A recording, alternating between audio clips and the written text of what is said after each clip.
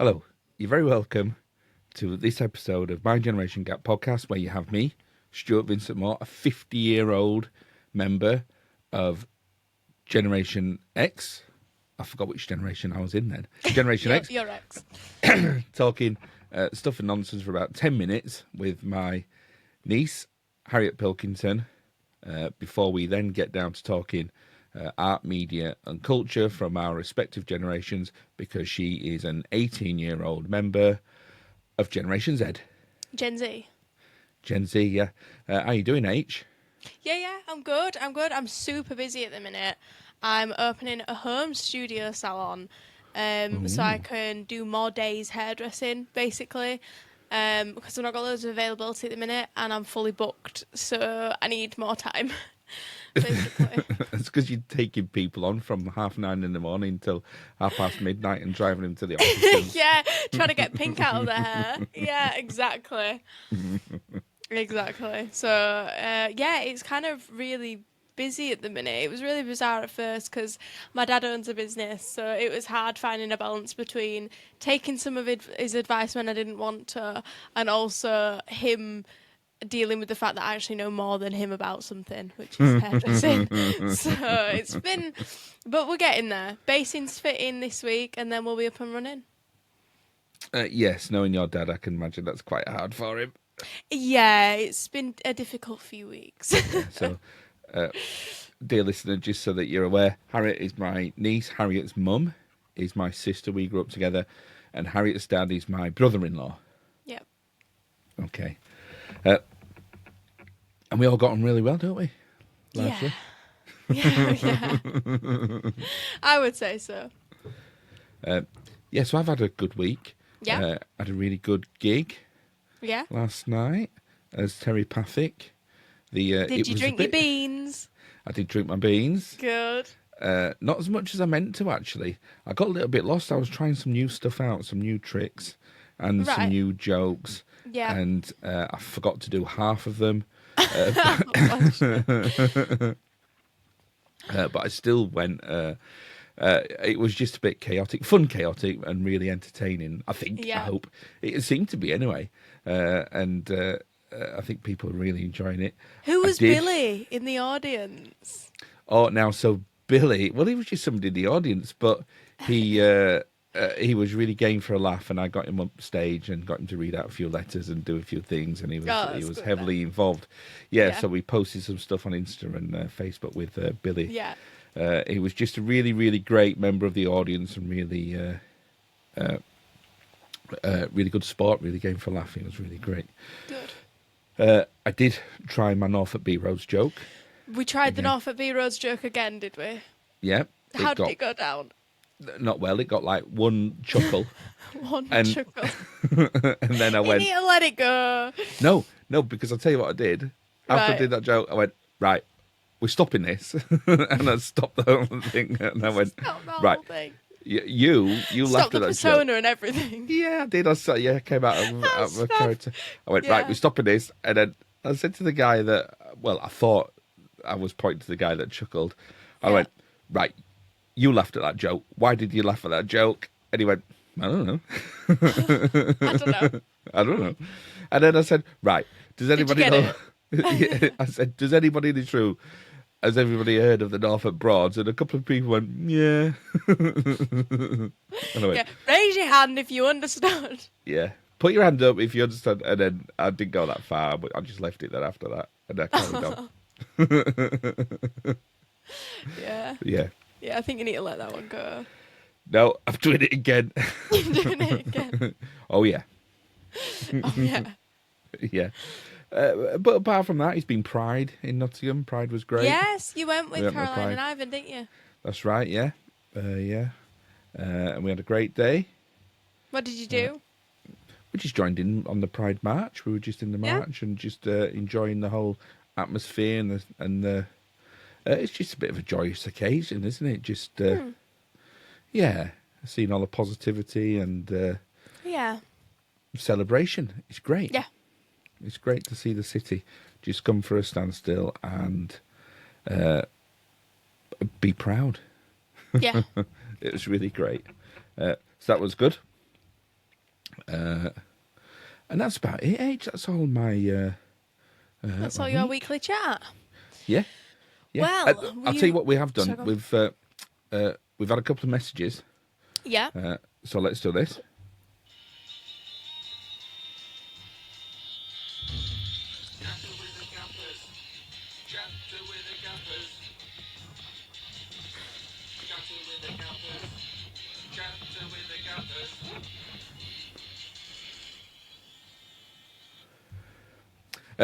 Chat with the Gappers, H. Now, despite my Norfolk B-Rose joke going down really terribly again, I've had more than one message saying that joke was really funny and that they've heard it on a podcast. And by more than one, I mean two. By more than one, you mean two? Yeah. Were they by the same person? They weren't by the same person, no. But no, a couple of DMs saying actually, so that's why I'm sticking with it. So it's their fault. It's their fault. Yeah. But I won't mention their name because it was a DM, so it wasn't on a public thing. So I don't want to say who it was in case they don't want to be mentioned. They don't want to be known as the person that's making this B-Roads joke continue. Go on. And then also, not everybody wants to be named, do they, publicly? Yeah, no. But this person that I know sent in some really good suggestions for films. So some things that like straddle the because they are a millennial. Yeah. So they said this sort of straddle the Gen X and Gen Z divide. So there's some really good films in there. Fab. The Any Matrix. worth a mention? The Oh Matrix? yeah, definitely The Matrix is one. Well, they were all The worth a Matrix. mention, like The Goonies and things. There was some The really good films. Goonies, yeah. Yeah, and then a TV series called Firefly, which, do you know what? I've wanted to watch Firefly because Firefly, I've not heard of that. Yeah, well, it's Joss, I always call him Joss Whedon. Why do I know that name? Who's because Joss? he was... Buffy. That's right, yeah, and then he turned out to be a wrong one. Again, he said that's been wrong, yeah. Yeah, but Firefly had some... It comes well loved by people that watched it, and I think there was lots of upset when it was cancelled. I think after one season or even mid-season. Wow. So yeah, we should maybe try that. But I think Matrix probably is one to have a look at. Well, I've got a suggestion this week of a burger review. Oh yeah. So this is a gapper who came to me and said you need to try the venison burger at M&S. So you'll have to make it yourself. It's not a takeaway, but apparently it's just a worthy, feels like it would be a number 5. That's interesting because I did get another recommendation from somebody about a supermarket burger. Yeah. A Tesco one with cheese. Like Tesco Finest with cheese. Maybe you do one where you compare the two supermarket burgers then. Maybe, yeah. Yeah. So yeah, the M&S venison burger, and then you'll have to find out what your Tesco one is. Yes. So that's my this week's chat with the gappers. Right, we'll do that. Yeah. We'll do that. Okay. Oh, so I have got something that happened to me this week. Uh-oh. I hit somebody's car with my car door in the really windy weather. Oh no! What, really badly? Did you damage it? Hang on. Did you do the right thing, or did you look around to see who was watching and then drive No, off? I did the right thing. Otherwise, I wouldn't mention it on the podcast, would I? No, I was. To be fair, they were parked in not a space. So my car was kind of vertical. They were kind of horizontal. So the front end of their car, was level with my driver's car door. So as I opened my car door, the wind just took it out my hands. I went into the front bumper. It hit the front bumper. Well, I looked at the car and I thought, Jaguar, private number plate. Oh no, I thought we're going to know him. Because my dad ends up knowing just people who live around here or whatever. I thought, oh no. Anyway, we didn't know her. She was quite funny with me at first. To say it was clearly an accident in massively windy weather. I literally went up. I mean, Mum got out and said, "I'm really sorry," because I was having a really bad day anyway, so I was just on the edge. Oh no. But Mum got out and she spoke to them, and at first she was not very nice, but actually, upon talking to her and things like that, she was like, look, it's an accident. You didn't have to tell me. You know what I mean? Because we're on private property and everything. She was like, Right. so, just thank you for letting me know and we'll get a cost sorted out. So, yeah, such fun. It's a horrible But all shall feeling, be that, isn't repaired. it? It honestly made me feel sick. I looked at Mum and I was like, she was like, Harry, don't cry. Like, when you've got that face like when toddlers are about to cry. But then she thought it was like really bad, and that like my mum, because obviously my face. And then when she went around to look at it, she was like, Harry, it's like a tiny little scratch. Like it's not even. Oh, well, that's good. So hopefully it won't be a big Yes, deal. so hopefully all is good. But the moral of the story is tell people, because Oh, it's yeah, better. you always should do. Always tell people. I mean, like me and Mum were talking about this.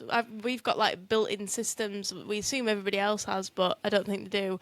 Where we wouldn't be able to sleep if we didn't tell someone. Like it would affect us so badly if we didn't do it. Like stuff like that. We'd always have to tell the person. Like I think most people are that. To be fair. You know what I was doing the other day? I was driving Yeah.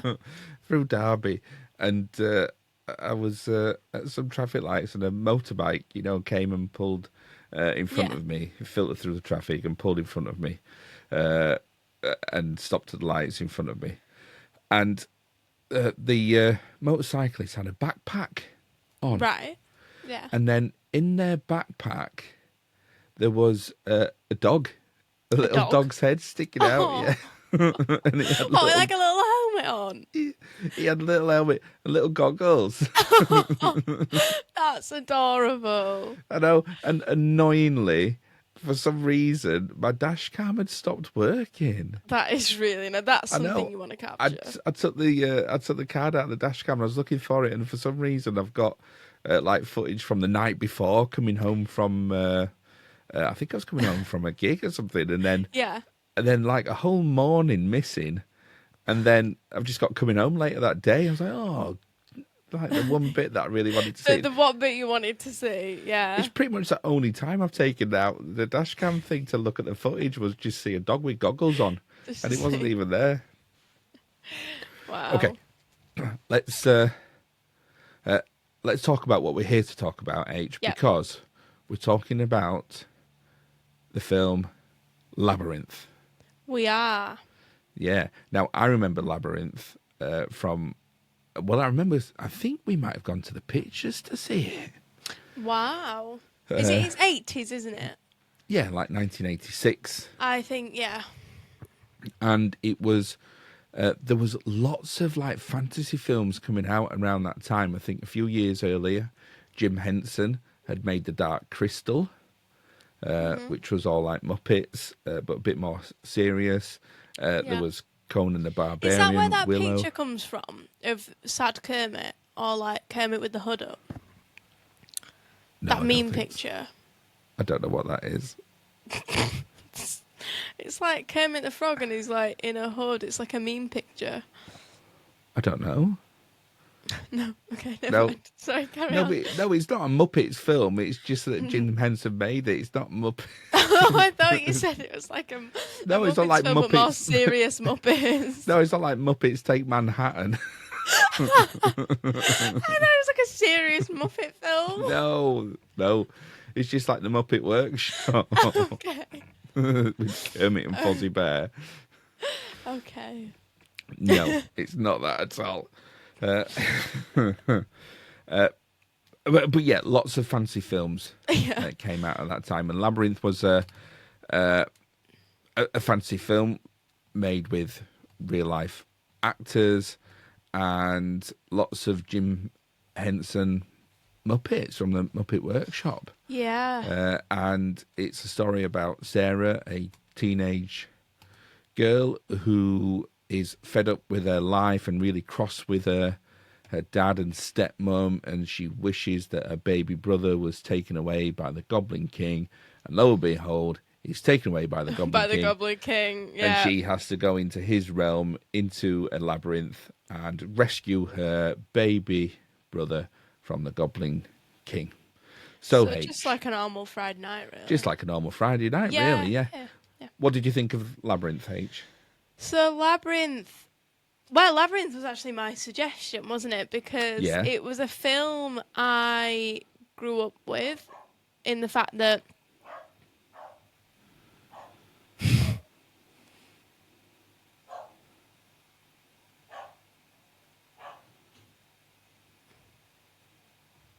it was a film that I grew up with. It was a film that I grew up with that it just stuck with me. I mean, as a child, there was never any specific, I never looked into the film deeply. I think it was just the music and the creatures and the random stuff that you come across that just drew me to it. Yeah. And it just stuck with me. If it was just one of them that I've got some earrings. Hang on. How cute are they? They're the door knockers. That's the one that has the thing in the mouth, and the other one's the ear one. Oh, that's a great thing. They're so cute, aren't they? There's like Labyrinth merch, and they're from like a proper Labyrinth thing.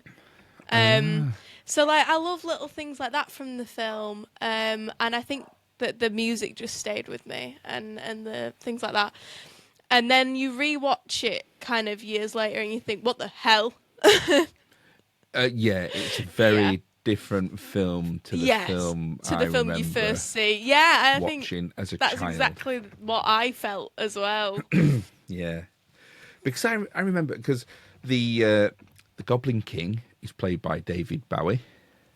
Yep, you gotta love David Bowie. Yeah, you got to love his tight pants. Because there's no getting away from them. They're there. They're there, right in front of you. You know that guy who's a succulent Chinese meal. Yeah. So Bowie was in there, and I think I also remember. I wonder if. So I think there was also lots of clips and TV shows and things about the making of Labyrinth as well. Because I remember seeing Bowie and he juggles like with one hand and two hands these crystal balls, always juggling around really. I've seen beautifully. this. And there's a juggler who does that thing, when you stand with your arms behind your back and somebody else uses their hands in front of you. And this person's doing this juggling in front of Bowie. And I've seen loads of like making of Labyrinth over the years. I've seen them, and I think I've seen them as videos, but I wonder, like you said, if it was like a documentary that was like on TV. And the guy's doing I've forgotten what it's called, with the crystal ball, and they move it and they do like tricks with it. Yeah, it's like a form of juggling. Like magicians will do it, And he's doing it, and they film it, and he's like backwards, like crouched over. And Bowie's stood there, and that's literally how they do it. It's somebody else's hand, isn't it? Yeah, and if you watch the film without knowing that, you wouldn't know. But then when you watch the film again and you know what's going on, it looks really weird because you're thinking Bowie stood there doing all this stuff, and there's somebody else's hand in front of him. You think that's not even Bowie's hand. Well, I think like watching it as a child, obviously I didn't even know who Bowie was. So when I started learning who Bowie was, I was like, wait, he's in Labyrinth. So I kind of knew Labyrinth before David Bowie because. That's just, and then when I rewatched it, I thought that can't be David Bowie juggling. Well, listen, we'll talk through it a little bit, and then I want to give you my analysis of it and my theory behind it. Before we start, is it Bowie or Bowie? Now, I always want to say Bowie because it feels like the right thing to say, but I actually think it's Bowie. I have the answer. Oh, really? Go on then. So which one do you think? Are you staying with Bowie now? Well, I thought it was. Is that not the correct way to say it? No, I believe it's Bowie. He had an interview and they said to him, is it Bowie or Bowie? And he said himself, he went, I think it's Bowie. So he didn't really know. He says, I think it's Bowie. I mean, there's Bowie as well. He says, but I think Bowie. He says, some places I get Bowie. In some it's not that. areas of England. Bowie. Yeah, he said, but Bowie. Oh, because I always want to say Bowie, and then I sort of stop myself saying Bowie to say Bowie. No, I think. And then Bowie. I don't know. It's a bit like that thing, when I deliberately get your age wrong every year, just to wind you up, and I always say, "Oh, Harriet's 9 and you're not, you're 10." And every birthday I get that wrong. And then it got to the point where I actually did not know. I don't know how old you are. And you got a reset at 18, didn't you? I did get a reset at 18. Now I know. But up until Maybe then, you I get had lost no in the idea. 20s. Probably. People say, oh, how old's little H now? And I go, I don't know, 13, 14, 15, I don't know. One of them. Yeah, yeah, one of those. Yeah, got reset at 18 because you're in the pub. Yeah. That's it. But yeah, I do believe I saw an interview with him, and I do believe it is Bowie. Right, Bowie. So Bowie plays Jareth, the Yes. Goblin King. He also plays another character in the movie, which is you don't really see him doing it, and if you didn't know he was there, you might have missed it. He's But not. Who is he? I don't know this. so he Is plays, he the baby? Sorry. It's not the baby, no. Not So the baby. Sarah, the main character, because she's Yeah. like 15, 16 years old, isn't she? And she lives with her dad and her stepmom. Yeah. And, you know, it starts off where she's on her own in a park. Yeah. And then she runs home because she's an hour late and she's supposed to be babysitting her baby brother. So she runs home and her stepmom's like, oh, what are you doing? Because the Yeah. dog's all mucky. And she's like, right, put the dog Yeah. in a garage. Oh, I Yeah. hate you. And she Yeah. said, well, you know, we don't ask you to do this much. You know, Yeah. And if you want to go out with your friends, then that's fine. Yeah, and I wish you would go out with your friends. You Yeah. should be out on dates and stuff. Yeah. And then she runs up to her room and it's so unfair, I hate you. Yeah. And as she's in her room, everything in her room is Yep. in the labyrinth. So It is. I there's the love that. labyrinth, there's all the creatures are Hoggle. there. Yeah. There's books so there's Alice in Wonderland, there's a Wizard of Oz, there's There's all the books ballroom there. actually as well. There's the ballroom because it's her in the ballroom like a snow globe in there. And there's a scrapbook with her mum in it, and she's written mum on it with like love hearts, and there's pictures of her mum and her Yeah. mum's boyfriend, who is Davy Bowie. Really? Yeah, and I her thought you were mum's- going to say he was like in Ludo or something. Like No, playing the no. puppet or It's something. so Bowie is her mother, her real mother, and a real mum's like a famous actor, and she's got this on-off love affair with David Bowie. Wow. I never Yeah. noticed that. That's so cool. Yeah, and also that's expanded upon because there's the film The Labyrinth, and there's also I thought a that was her actual mum. Because I know she says she treats me like a wicked stepmother in a movie, but I actually thought it was her mum because it is No. kind of implied, but it's not. No, it's a stepmom. Yeah. So Okay.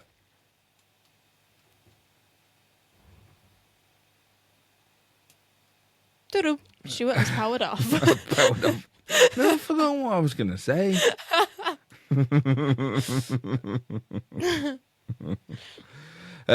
So as well as the film, there's a novelization that goes alongside it. And then also various versions of the script were made and scenes were cut out and things like that. But in the novelization, it talks a lot about, well, it doesn't talk a lot, it talks more about a mum and her mum's boyfriend, I who is didn't called know that. Jared. And of course, the Dublin thing is called I Jareth. see. Yeah. Yeah, and it's Bowie. So there's Yeah. everything that's in the labyrinth is in her room. Yeah. And then, of course, she gets the ump. Her mum and dad go out and say, right, well, her dad and her stepmom say, right, we're off out. We'll be back at midnight. Yeah. And then she wishes her baby brother would be taken away by the Goblin King, and he is. The Does, Goblin King yeah. rocks up. But then all the little... and that's a great scene. I do remember seeing that scene in the cinema where she's saying... Because there's a particular set of words that she has to say to invoke the Yeah. Goblin King to come in, and it's... There is. It's a certain script, and all the goblins that it cuts. She's saying this thing, and all the goblins Yeah. it cuts to the screen with all them like all squashed together. Did she say it? Did she say it yet? And then she does say it, and then lo and behold, they pinch the thing. I love the fact that he turns up as the owl, and the owl's Yeah. there at the start of the movie, and all those. Yes. types of things. Yeah. Yeah, so the owl's in the park with it, which I've got something to say about that Yes. as well later. And then also, let me address the elephant in the room, because as soon as Jareth takes the baby brother away from me, and they're The baby transported brother. to the outside of the labyrinth to go inside the labyrinth. And let me just say, H, the elephant in the room is it's not even a labyrinth. Is it not? No. Do you know what the difference between a labyrinth and a maze is? No. Right. So a maze is what you think it is. A maze is you go into a maze and there's a series of passageways and you can get lost. There's dead ends. You can go back. There's various different ways Yeah. to go around the maze, and Yeah. there's usually a way in and maybe several ways out, or maybe one way out. But it's usually you can take wrong turns and do all this kind of thing. You have to sort of solve the maze. Yep. A labyrinth it might be intricate and it might be a winding path, but a labyrinth is just one path. It's just Really? yeah.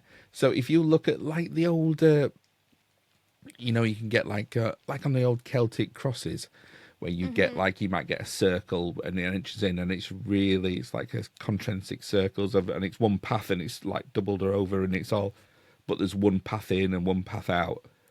Yes, I see what you mean. That's actually a labyrinth. Yeah. I So see. there's- A maze, you could maybe go that way, maybe have a different exit out. And have a dead end you can't in a labyrinth. Yeah. It's just one route in, one route out. That's what I do. So it's not a labyrinth.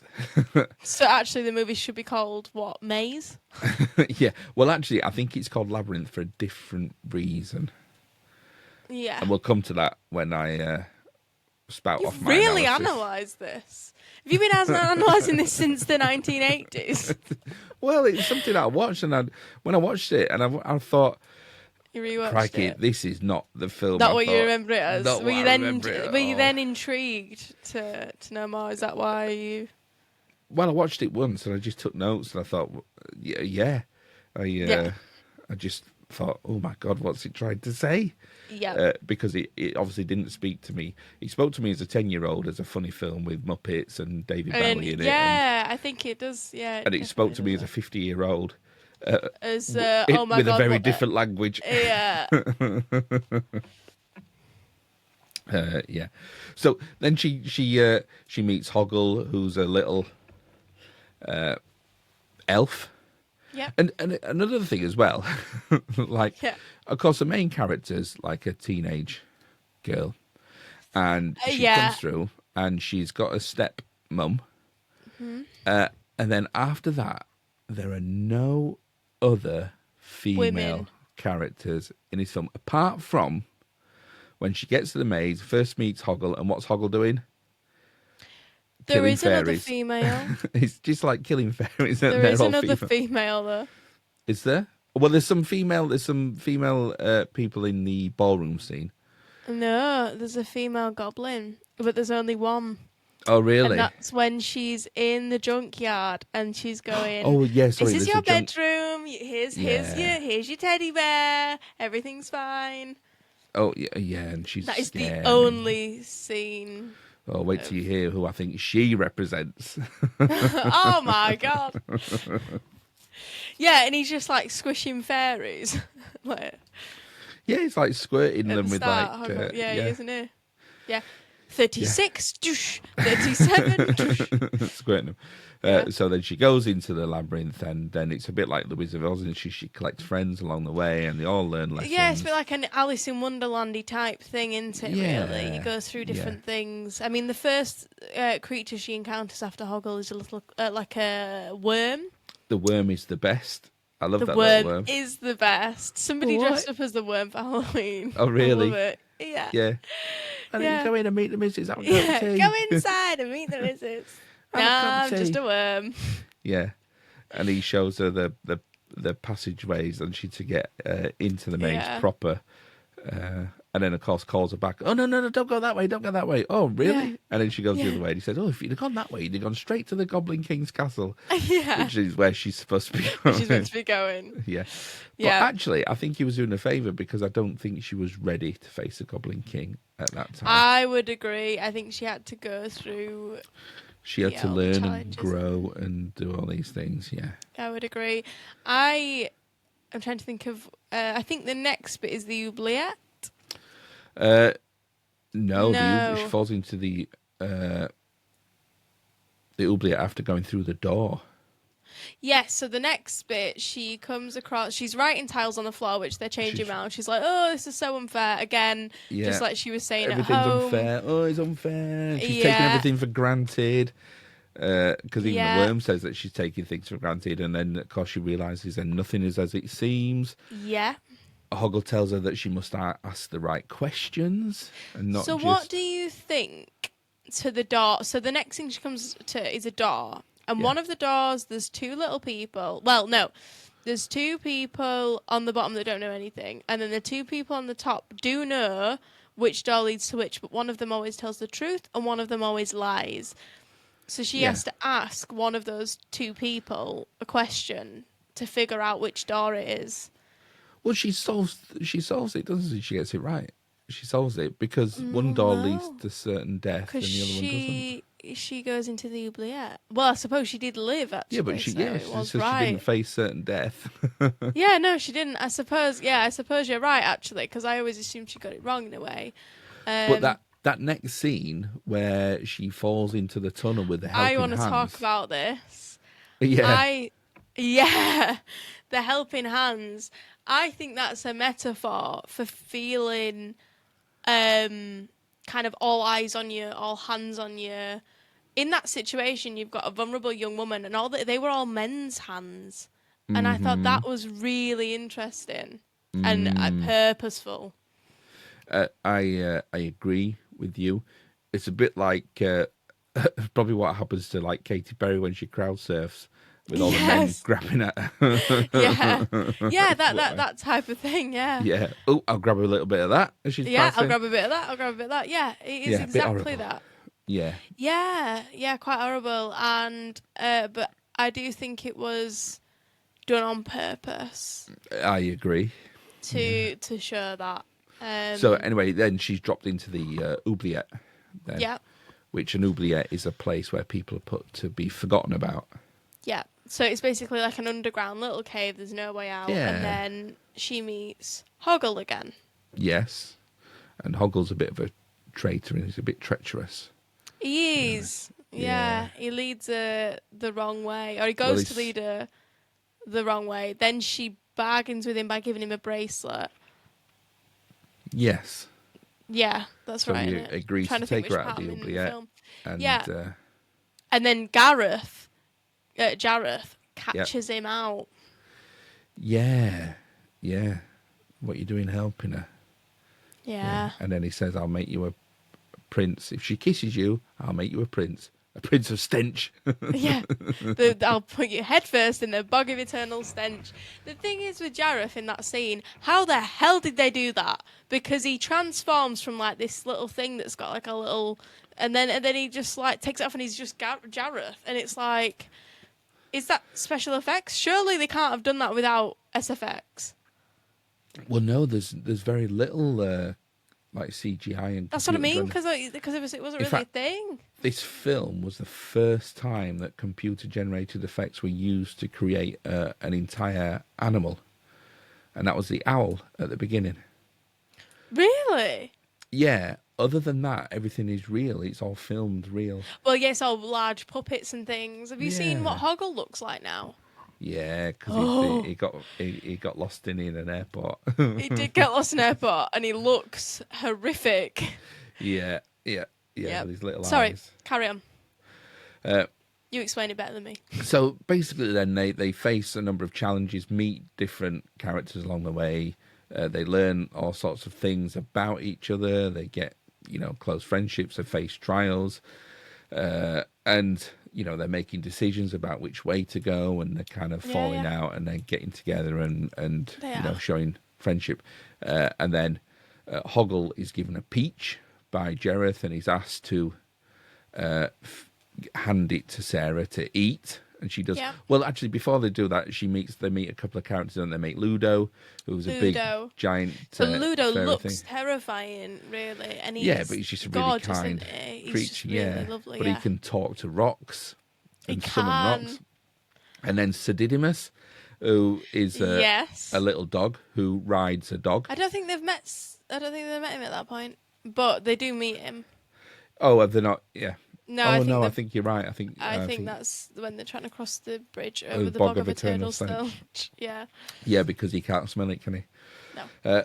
So they, she eats his peach, and then the peach sends her to this ballroom, doesn't it? It's like roofing her. It is like basically. It's like little roofing it, peach. basically. Yeah, it's basically drugging it. Yeah. Takes her to the ball, and then, and I think the ballroom scene and the next scene are the most interesting scenes I'd in agree. the film. I'd Where totally she's in a agree. ballroom, and it's very much, I think it's a masked ball in it. There's lots of implied sexuality in the thing. It's all a bit creepy. Very they look creepy. like they're gonna kiss. It's very much portraying the fact that he's in love with Sarah, and he she's wants to infatuated. control her. Yeah, and she's infatuated with him. Absolutely. You could say, and then In that moment, definitely. yeah, and then she breaks. And obviously, he's a creepy old man, like, and she's well, he was like meant to be nearly like 40 when they made this. Yeah, and I think she was like 14. 15, 14, 15, yeah. Yeah. Yeah, and there was a scene where they do kiss, and Bowie said, I'm not doing that. Right, they yeah. cut it out. And then after that, she breaks a mirror in a thing and then crashes down into, it's like a big junkyard. Yeah. And a junkyard is full of these old women that were bent over double, and they're carrying loads of just stuff on them, all like way down. And she's going, here's a teddy bear for you, this will help you forget. Yep. She's saying, why am I here? Because she's forgotten what she's trying to be doing, and she's going, oh, this will help you. Yeah. Look, you were going back to teddy your room, bear. and oh, here's your room. Look, you were just going back to bed. You were looking for your teddy bear. She goes, no, I was looking for something else.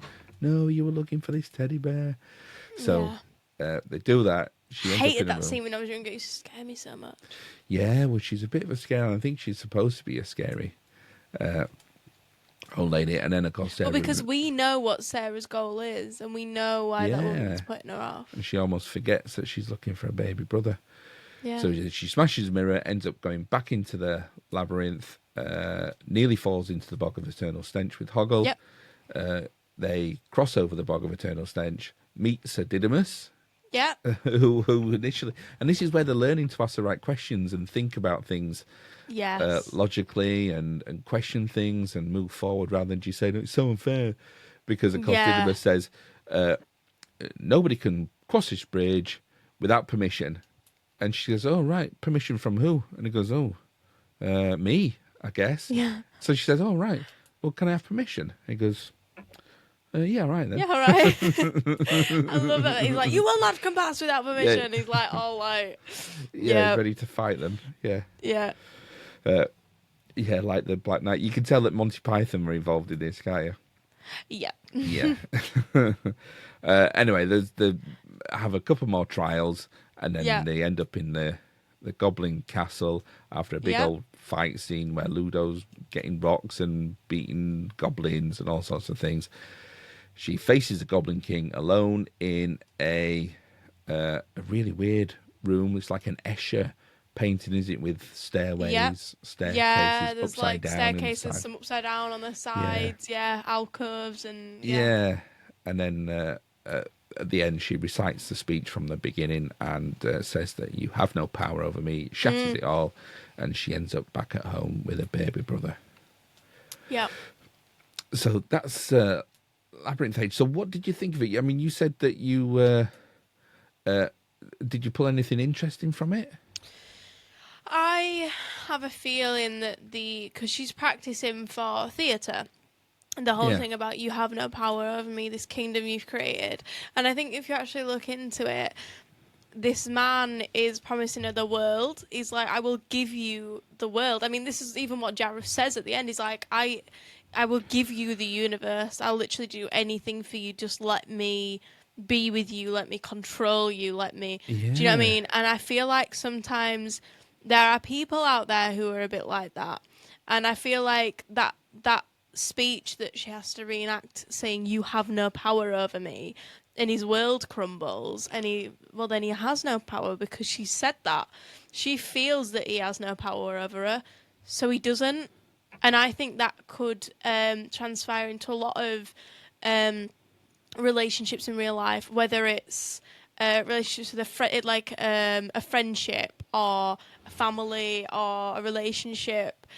I think that if somebody is so controlling in that aspect, in that last moment, I think she takes it away and she gains her independence back. That's what I took from it watching it as an older person. I think that's why there's so much of David Bowie's genitalia in the film. Well, there is, yeah. You know what I mean? And things like that. A lot of sexual references. I think that's why that's involved, because I think it's basically showing that she's being controlled in more ways than one into doing things she don't want to do, seeing things she don't want to see. And in the end, she says, actually, you have no power over me. And everything crumbles, and then she's back at home. Well, that speech from the play that she says at the beginning and at the end, she says, through dangers untold and hardships unnumbered, I have fought my way here to the castle beyond the Goblin City to take back the child that you have stolen. For my will is as great as yours, and my kingdom as great. You have no power over me. That's it, isn't it? That's it. That's good, isn't it? That's good, isn't it? Yeah, I think that I think the speech kind of speaks for itself when you read into what's written there. Yeah. I think one thing I really liked from the, I think one of the best lines is the some of the songs, because Bowie did some of the songs, and there's a song in there, and they're called "Dance Magic Dance." Where Dance it starts Magic off, Dance. Yeah. You remind me of the babe. What babe? Babe with a power. What power? Power of the voodoo. Voodoo? Who do? You do.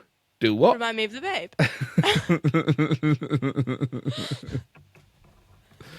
Yeah. The most ridiculous start to any song ever. Ever. Yeah. I think we can agree on that. Oh, I've got a page full of notes in here. And it has been said, and Jim Henson said this about it being a coming-of-age movie about a woman. That is what it's meant to be. Yeah. Coming of age and kind of finding her own sexuality and those kind of things and growing up, as lots of teenage movies are. Yeah. But I think there's a bit of a freaky twist to it, and I think it's probably come about because although it's a film about the coming of age of a woman, I suspect that not many women were involved in writing it. I would agree. So it's probably a man's idea of I would agree. what a woman goes through when they're growing up and coming of age. So yeah, totally. Yeah, so I mean the whole thing. I mean, what have I written here? I think it was written as a coming of age story. Bowie. Bowie going out with a mum. So I don't wonder if some of it's seedy. So she's obviously got some kind of. So I think the film was written like she's finding her own sexuality. She probably has a little bit of a session with a crush on her mum's boyfriend. Well, yes, who is sort of a famous actor. Yeah, like now I know Bowie that being detail. a rock I star. probably agree with you. Yeah. So she has some obsession with the Goblin King, which is why then his penis is always on show through his codpiece and his tight pants. And and then so I think the whole film is in her mind because it's everything from her room, isn't it? I'd agree with that. And then with like Bowie, Goblin King roofing her, I think the ballroom scene is like some.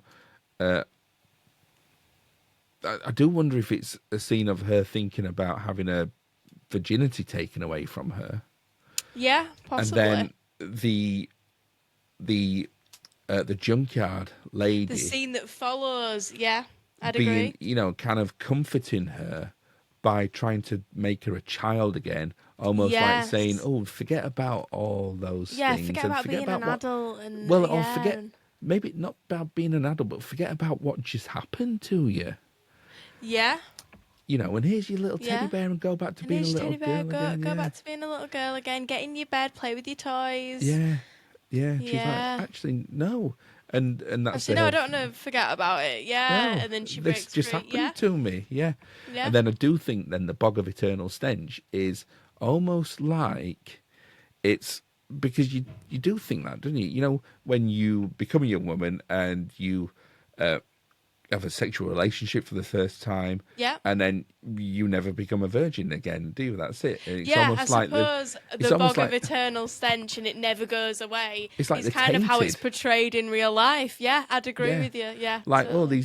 this young woman's tainted now because she's Yeah, not that's pure. it. She's And been it- in the and bog it's- of eternal stench. and Yeah. it's there forever. Yeah. Yeah, that is Yeah. very much the mentality, I think, of a lot of teenagers. Yeah, I'd agree with you there. And then, of course, she realizes that she doesn't have to be a woman. She can still take things from a childhood, because the end scene is, of course, all the characters from the film end up in a bedroom. Yeah. They said, whenever you need us, we'll be there for you. Yeah. It's like the so that she can find comfort in those things, those childhood Yeah. things, and that's fine. But then she can also be a woman, because when she gets back to her room from the Yeah, Goblin that's City, her decision. she puts all her childhood things. She's starting putting things away in a drawer and Yeah. locking them away. Yeah, So she's almost becoming a woman, but then she needs these childhood things as well. yeah, I'd agree with you. But when you look at it in hindsight, when you think, well, actually, this was written, 40 years ago, Yeah, with probably written all by men, with what they believe is, yeah, a young woman's infatuation, coming of age, and her infatuation. yeah. It's almost predatory. You got Bowie, Yes. who literally Absolutely. takes a form of a bird of prey. Yeah. Literally. Literally a bird of prey. Literally a silent predator comes along, date rapes her, and then Roofies her. roofies her, Yeah. then sends down some old woman to try and make her forget. And the only person what she's got happened. for comfort is some old guy. It's a monster. Yeah, exactly. And then, of course, when she stands up and says, "Actually, this isn't okay." She doesn't want to be saddled down by this sort of all these things that hold her down. She doesn't want a lifetime of being crippled by, her trying to comfort herself and trying to forget all these things that happened to her or is happening to her. And I think the male gaze as well is something that's sort of a bit freaky. So throughout the film, there's about 7 or 8 instances where Bowie's face crops up in rocks, or when he's not in the scene, he crops up on rocks, on trees. Or he's watching her. He's as watching her. Yeah. So it's almost through like that thing of things. of being watched over by men. Yeah. Teenage girls being watched by men. Well, I think that goes hand in hand, literally, with the hand scenes and things like that when they're all grabbing it. Yeah. So it's almost like they're writing it saying, oh, well, this is what teenage girls do, of course. They become obsessed with men and rock stars. And actually, it's not. It's kind of the the other men, way around. Yeah. Yeah, just really Being predatory, yeah. being predatory and staring and thinking, absolutely. oh, is she old enough? Am I allowed to think Can these I things? do that? Can I do this? Can I stare? Yeah, Can I what's do this? what's the borderline? Yeah. Yeah. So it's really, so I think it's unintentionally a bit creepy.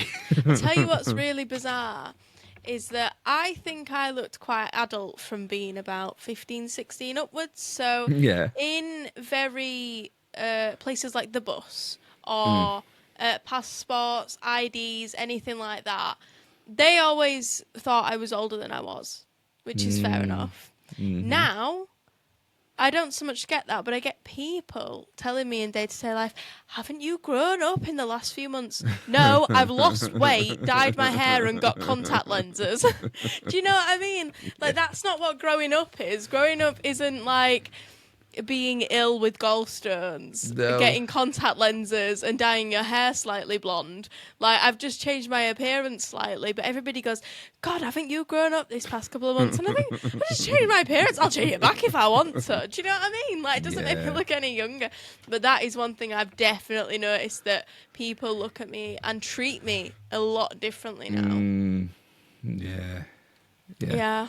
Well, hopefully that'll improve. But I mean, Wow. it's certainly better than it was in the 80s. Yeah, oh God, yeah. As the Labyrinth will show you. But Absolutely. hopefully it'll continue to move in the right direction. I think it will. I think it will. Well, you never know, like with the political landscape and how certain people in positions of power give certain facets of society kind of credence and permission almost to behave terribly. But I think even despite that, you know, minorities or past minorities are becoming stronger now. Do you know what I mean? I don't know a lot of women that, you know, I don't know any women that really aren't feminists anymore. Do you know what I mean? Well, that's good, but I think it is I think going the right way. The whole manosphere thing and like I say, some certain people in power emboldening certain sections of society, I think is a bit damaging, and hopefully that will change. Hopefully. But yeah.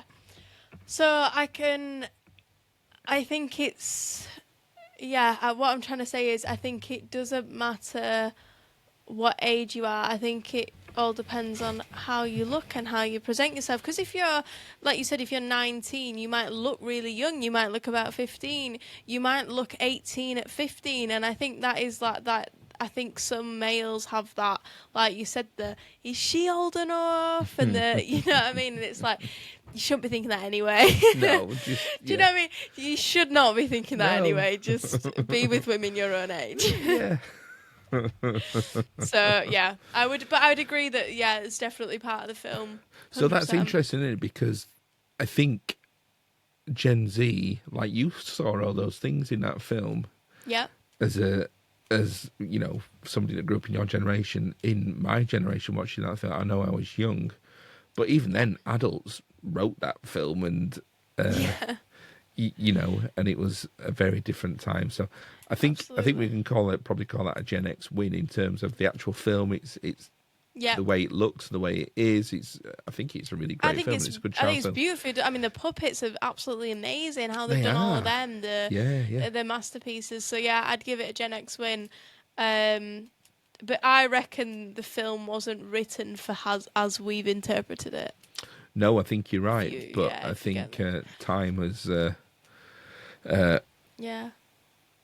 changed.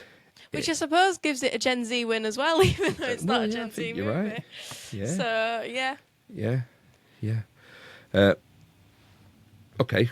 Well, it's time for this. Burger review. It's Burger Stews. Burger review. It's Burger Stews. Burger review. It's Burger Stews. Burger review. He's eating a burger. Oh, unbelievable. Every time. He's eaten a burger and he's marking it out of 5 H. This week I've gone academic. This week I've gone academic. This week you've gone academic. What do you mean academic? Oh, well, is it like... I was in Cambridge. You were in Cambridge? Wow. Yeah. And this was Smash Burger. Smash Burger? Yeah. And I had, I've forgotten the name of the burger that I had there, but it was from a place called Smash Burger in Cambridge. 4.4. 4.4? Yeah. I was speaking to a gapper earlier and they were like, he's never happy with his burgers, is he? I was like, there's the occasional one. And 4.4 is good. Yeah. That's like 8.8 out of 10. Well, it was 8.8 out of 10. It was a really good mix of sauce and pickles. Yeah. The burger, do you know what? The burger was really great. What was in it? It was just like a double cheeseburger. Right. With a bit of barbecue sauce on it and a bit of burger sauce. So it wasn't like anything like crazy. It didn't have pulled pork or anything like that. It was just like a standard basic smash burger.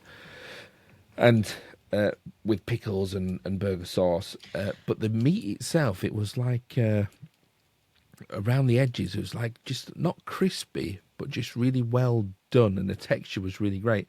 But then in the middle, it was kind of moist as well. So it It was it had really Best of both complex. worlds. Yeah, it had a So very, you can have a like, bit of like that fast foody feel, but also that like crunchy kind of yeah. properly So it done was feel. really great texture to it and really great. So Yeah. it was that thing, and you didn't eat it and think, oh, it needs this, it needed that. It didn't Well, need like it. you said, you always notice if it's missing. Yeah, you always notice if there's something missing. It didn't have anything missing. It was really Good. great, and it tasted really great. I mean, there's probably some things in there that would have, it's not the best burger I've ever had, but Yeah. it was great, and But it was it's up a there. good burger, yeah. Yeah, really good. And there's Fab. nothing in it that made me think, oh, that could have been better. That could have been. It was really Was it good. missing condensed milk? Everything misses condensed milk if you haven't got condensed milk with it. Costa have brought back a Spanish latte. You said that. You messaged me the other day. You were like, it's back. yeah. I was at the services. It's back. It's Oh, back. I bet you're happy. I was very happy when I saw that. How much money is that going to take out your bank account a day now then? well, Because I'm terrible at the minute because I can only enjoy a few things. I live off either skinny hot chocolates, red berry coolers, or a smoothie bar in town. Honestly, my bank account looks terrible. Well, this is it. I won't be drinking many from Costa actually because I just make my own now, don't I? With condensed Well, milk. that's true if you got stuff to make your own now, yeah. yeah. Yeah. So, are you ready? I am. Test. Woo, woo, woo. Test. Woo, woo, woo. H. What was the name of the treacherous elf? Hoggle. Hoggle. 1 for 1, H. You I come know off the this back film. of a successful test last week when you won the test last week. I know. H. What was the name of the big creature with the horns? Ludo. Ludo. Ludo friend. You got to say it like that as well. Yeah. Ludo. Ludo friend. Yeah. H. What was the name of the friend that they meet that was guarding the bridge? I can't say his name. I know after it, but I the can't fog say it, and I overturned don't want to thing. sound daft. So can I just have the point, please? No, say it. What do you mean you can't say it? Oh, I just can't say it right. Why? I can't say it right because I can't remember it properly, and it's just gonna come Oh, out. Honestly, say what you think it is. No, We're all friends here. Nobody's going to... Oh. no, because I think it's like I don't know, like I can't think. My mind's gone blank. It's like I don't know, Schwinklesworth or something. Shrinklesworth. Shut up. Shut up. Don't even act like that's right. No, it was Sir Didymus. Didymus. Yeah. And I can't think of the, because there's too many consonants. what was the dog that the dog Sir Didymus was riding? What was the name of the dog? What Oh, was the name of his steed? no. Oh, that's terrible. And I'll give you either name because, of course, the dog that he's riding is the same dog as Sarah's dog in proper real life. So you can either give me the name of Sarah's dog or the name of Didymus's this is dog. terrible. And in fact, if you get both of those names, you can still have 4 out of 4. I want to say Max, but I don't think it's right. Max? No, it's not right, is it? No, it's not right now. No, it's not right.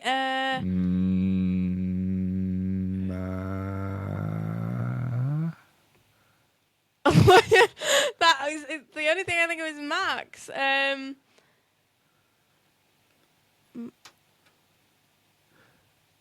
No. No, it's Merlin. Is the name of the dog, and Ambrosius was the name of Didymus's. Do you know? I didn't know that. All right. I felt like I'd have heard it and gone, oh yeah, but actually I didn't know it. And what snack did I eat whilst watching Labyrinth? And Savoury. It's nothing phallic. It's not. No. Like on Miranda when they've got the penis pasta. Have you watched Miranda? You need to watch that. Was it anything? Is it like a crazy food combo? No. Is it something that people would eat day I to day? think so, yeah. You don't say you think so. Actually, we were on the phone the other day and you mentioned a food convo, and I'm going to say this. You accidentally spilled. We were on the phone and you told me you'd accidentally spilled chocolate Nesquik on your toast. So I'm going to say that spilled since... it in the butter dish. the Chocolate butter dish. Nesquik powder in the butter. So Yeah, so I'm butter going to toast, say that you had chocolate Nesquik on butter on toast. No, I didn't actually. I had peanut butter and oatcakes. Oh, shut up. That's normal as well. But I have been eating chocolate. But you have been eating that. Chocolate Can I flavoured have butter. half a point, please? Yeah, but you still lose the test. Yeah, I know. You still fail the test. Right, H. I think we're all Sadidimus. I think we're all done. H. Apart from what's your telly been? My telly bean, I've been rewatching Motherland and Amandaland just because they're I great. felt like it was time to rewatch it. They are absolutely fab, but I hate Julia. Ah, yeah. I think Well, that's you're supposed intentional. to. Yeah, I think it's no, but like I speak to other people and they don't feel the same way, and I'm like, Well, hang on. Which one's Julia? the main character. In Motherland, Yeah. the mum or Yeah. Yeah. So hang on. Who's the main character in? Oh, Amanda. Yeah. So you hate Julia? I like Amanda, bizarrely enough, and I don't like Julia. So I like the main character Amanda, and I don't like the main character Motherland. I think that she's rude. I think that I don't like her at all. I mean, there's the episode where she gets the PA guy. I know she's got a lot on her workload, and she probably uses him like a PA, and he's not actually her PA. Yeah. He's just another guy working. She's really horrible to a lot of people. I know Yeah. Amanda is as well, but at least in Amandaland she gets some redemption. Yeah. No, I don't think you're supposed to like that Good. much. It's not just me then. No. Okay, I feel a bit more justified now then. Okay. Yeah. But no, I've been rewatching them, and they are so funny. I mean, you've got to love Diane Morgan. Oh, Diane Morgan's the best. She's the best. Yes. So actually, H, I haven't watched much telly because No? I have been rereading and going over in anticipation of the third book of Dust being released in And in English, what does all this mean? October next year. October this year. Well, Philip Pullman books. So You're he's still not talking English. he's Dark Materials. Right. which, I've heard of that. Yeah, the Northern Lights, the But now you're just saying a lot of random stuff. Subtle Knife and the Amber Spyglass. Oh yeah, no, that one, yeah. And then the prequel to that, The Belle Sauvage, and then the sequel to the Dark Materials, which is called The Secret Commonwealth. The final book is going to be released, so I'm going back and either rereading or re-listening on audiobook to all of those books to refresh my memory of probably one of the most beautifully written stories.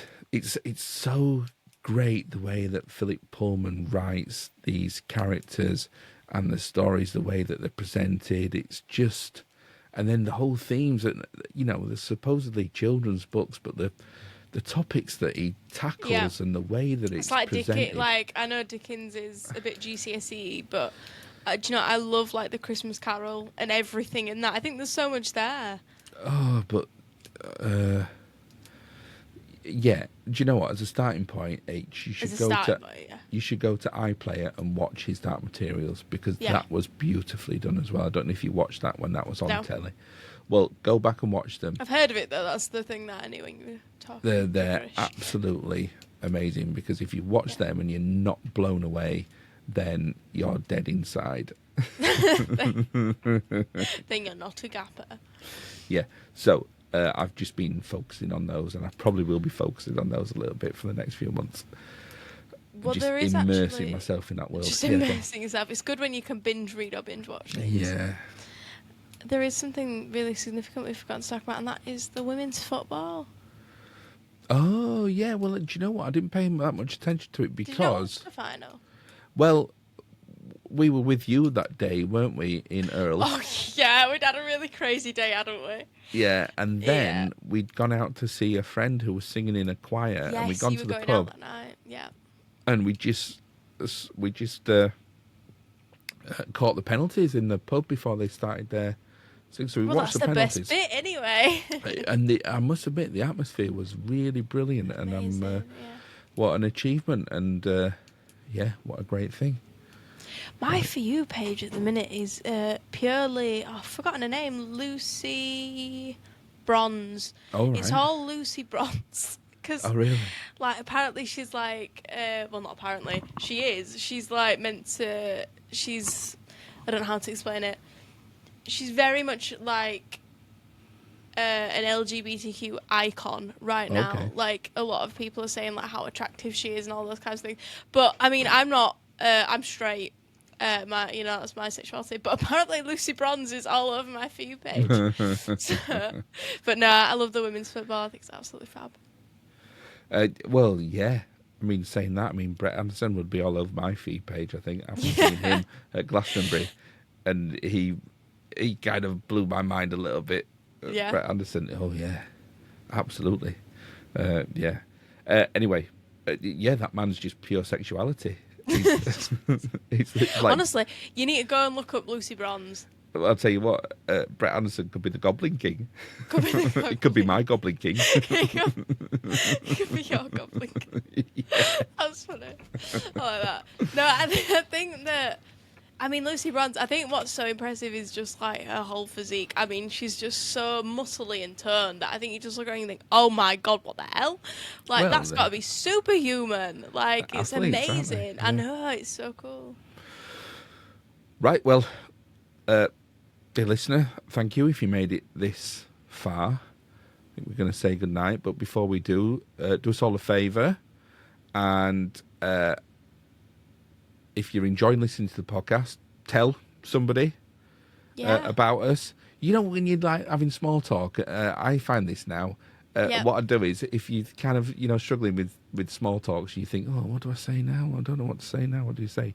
Just say, oh, have you got any new podcasts? And then, rather than say what you've been watching on telly, just say, oh, have you got any new podcasts? I've been listening to this one. And then tell them all about it. All about it. Because we want to go up the charts, don't we? We worried. We do want to go up the charts. I'll tell you what, we worried the top 100 comedy charts in Sweden last week. So we were in? We worried it. Oh. We worried it, yeah. We were. I thought you said we were in it. I was like, you could have told me. No, we got to 118. No, did we? Well, that's pretty good, though. 118 That's in really the charts. good. Yeah, in Sweden. In Sweden? Yeah. That's so random. So we worried the top 100 for a whole day.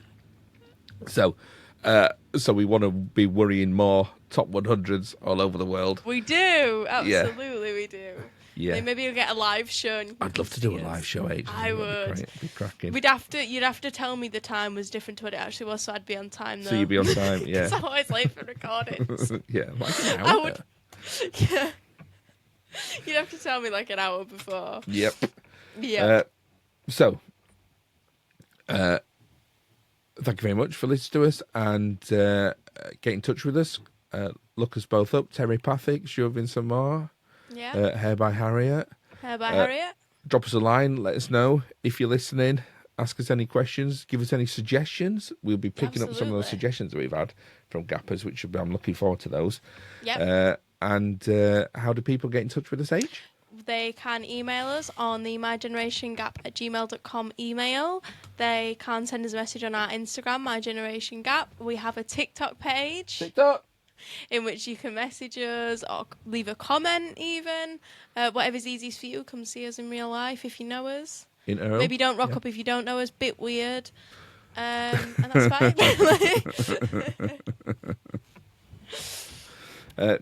So anyway, thank you, H. Good to see you. Night, love you. Night, love you.